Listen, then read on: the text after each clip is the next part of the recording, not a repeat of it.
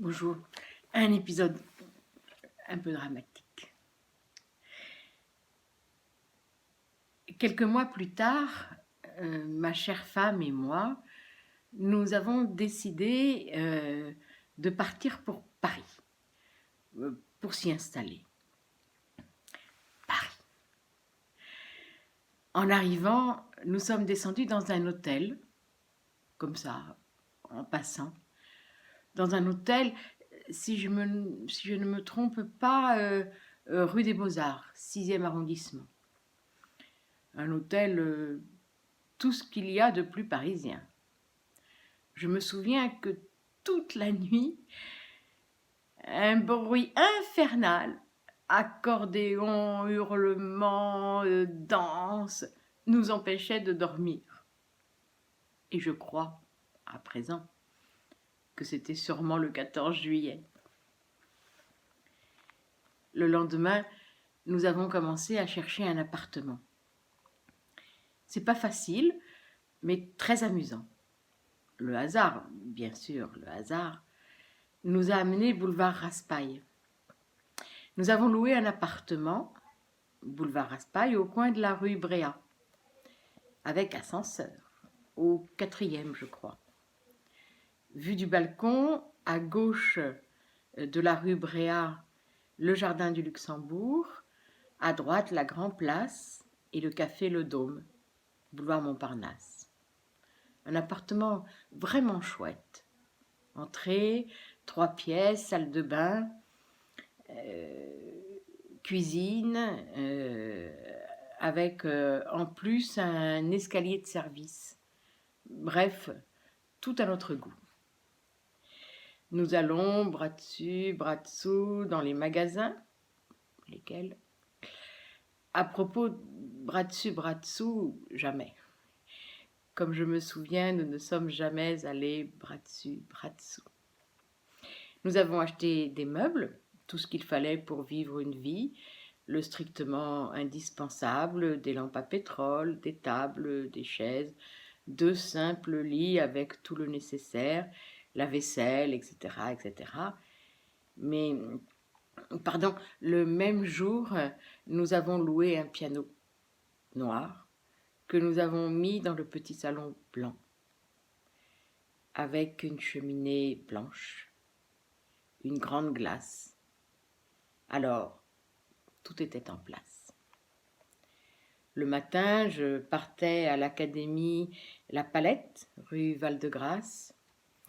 2 professeurs se succédaient, Jacques Simon et Desvallières, grands peintres de cette époque. Modèle vivant, grand carton gris, peinture à l'huile, modèle assis, dans un fauteuil de paille. Jacques Simon, très chic, avec une canne à la main et un chapeau. Regarde ma peinture. Vous êtes russe? Je le vois, à votre manière de peindre. Et on a bavardé un moment. Ma chère épouse, avec son sourire inoubliable, m'attendait pour déjeuner boulevard Raspail. Des semaines, des mois, déjà l'hiver. Tout cela, un songe. Vous avez pris froid? Vous ne vous sentez pas bien? Qu'y a-t-il? Non, c'est rien du tout, ça passera. Vous avez bien travaillé à l'atelier? Le soir, la fièvre monte. Je descends à la pharmacie la plus proche. Un médecin? Ah voilà, tout près d'ici, une doctoresse, Madame Vilbochevit, une Russe. Fiacre. Je l'emmène chez nous. La fièvre. Vous êtes enceinte? Faites attention dans votre état, etc., etc. Ordonnance. Je file à la pharmacie. La doctoresse m'attend. Elle fait une injection dans la veine, andrénoline ou ergotine, je ne sais plus. Mais je sais qu'ici, tout a commencé. La doctoresse est partie. Après quelques heures, cette injection avait provoqué un choc terrible. Une fièvre énorme, frissons et tremblements du corps, suivis par une terrible hémorragie du nez sans fin. Tout notre linge, tous les draps, serviettes, même mes chemises pour tenir près du nez, tout était trempé de sang. Affolement total de la doctoresse qui est revenue le matin très tôt. Elle ne sait que faire. Une infirmière près d'elle jour et nuit. Grand concile de quelques grands professeurs parisiens. Si j'ai bonne mémoire, il y avait Bonnard, Netter, Vidal et la doctoresse. On n'a rien décidé, on n'a rien compris. Ils ont eu l'air confus. Et j'ai entendu dans la pièce voisine une phrase humoristique. Chers collègues, pour arrêter l'hémorragie, il faut couper la tête de la patiente. Oui. Qui a dit cela, j'ignore, mais l'hémorragie, je voulais le gifler pour cette plaisanterie. La doctoresse Vilorevitch, j'ai connu son frère à Saint-Pétersbourg. Un pianiste très apprécié, surtout comme accompagnateur.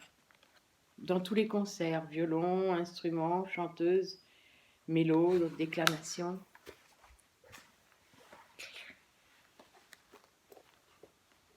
Le concile est parti. Chapeau de forme, canne, honoraire en poche, fiacre. Et la phrase du professeur Bonnard est restée dans ma mémoire. Je n'ai jamais vu autant de sang. Il a dit cela en se lavant les mains dans la salle de bain où il y avait une montagne de notre linge rouge. Et pourtant, c'était un vieux accoucheur et chirurgien. Et l'hémorragie. Toujours. L'hémorragie. La sœur de ma femme et son mari, qui habitaient rue Ernest Cresson dans le 14e, sont arrivés. Il faisait nuit. Je ne sais plus qui, mais quelqu'un m'a conseillé d'appeler un docteur qui habitait boulevard Arago. Bogoraz. Je me précipite à la recherche de ce docteur Bogoraz, un médecin russe vivant à Paris. Venez, docteur, un cas très grave. Nous cherchons un fiacre. En chemin, je lui explique tout ce qui se passe avec ma femme. Bogoraz écoute, puis dit « Bon, rachot ». Il dit au cocher de chercher une pharmacie de nuit ouverte. Le fiacre s'arrête, Bogoraz sort, revient avec un petit paquet, dit « Carachot » et ordonne au cocher d'aller vite, boulevard Raspail. Nous rentrons, tout le monde était là. « Où est votre femme ?»« Par ici, docteur. »« Bonjour, madame. Ça ira bien. Très bien. » Il ouvre son petit paquet, du coton, et il prend un petit morceau de coton et quelques gouttes dans un petit flacon.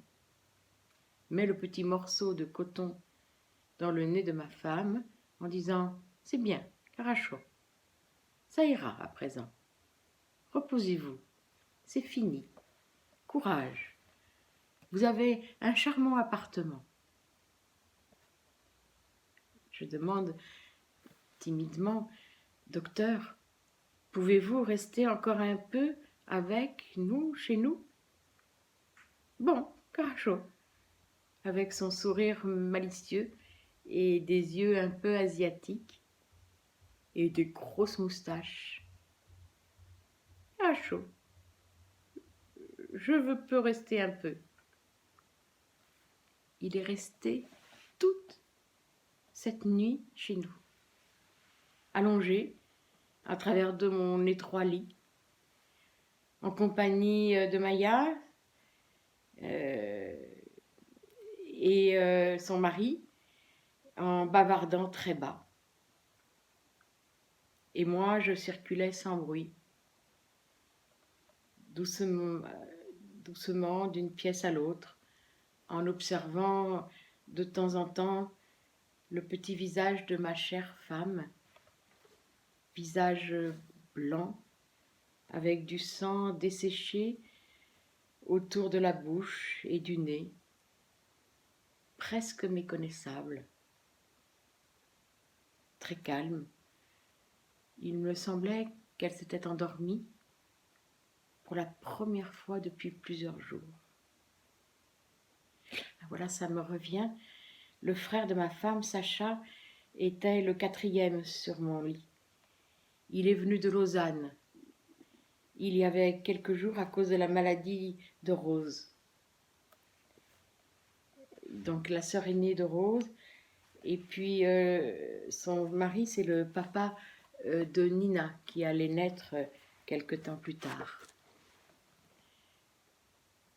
Les heures passent lourdement. Le lendemain, dans l'après-midi, nous seuls, sauf l'infirmière dans la salle à manger, lisant un livre, j'entends une voix presque insaisissable, comme de loin. Sacha, jouez un peu Chopin. Je m'approche. Elle, les yeux fermés, presque sans remuer ses lèvres sèches, elle répète chaque syllabe séparément. Oui, Chopin. Je m'approche lentement du piano. Je m'aperçois en passant dans la grande glace, pâle, maigrie. J'ouvre doucement le piano avec des doigts froids, hésitants. Actionnant la pédale gauche, je joue très doucement. Je joue pianissimo, un prélude de Chopin. J'achève. Lentement, je me retourne vers elle et je crois qu'elle s'est endormie. Je sors sans bruit, doucement. Je passe la salle à manger. L'infirmière très bas me demande « Vous êtes musicien, pianiste ?» Je réponds non. J'entre dans ma chambre à coucher, m'écroule sur mon lit, dans le néant, avec un bruit sourd dans les oreilles. Grâce à Dieu, grâce à Bogoraz, Bog en russe, Dieu. Elle commence à prendre quelques gouttes de liquide. Depuis des jours et des nuits, elle n'a rien mangé. Les draps blancs sans tache de sang, le visage propre, elle commence à sourire faiblement, gentiment. Bogoraz me dit « C'est pas gentil de votre part, vous m'aviez rien dit.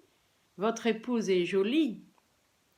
À présent, on la voit, mais je vous conseille, quand elle reprendra un peu de force, de l'emmener quelque part, hors de Paris, pour quelque temps.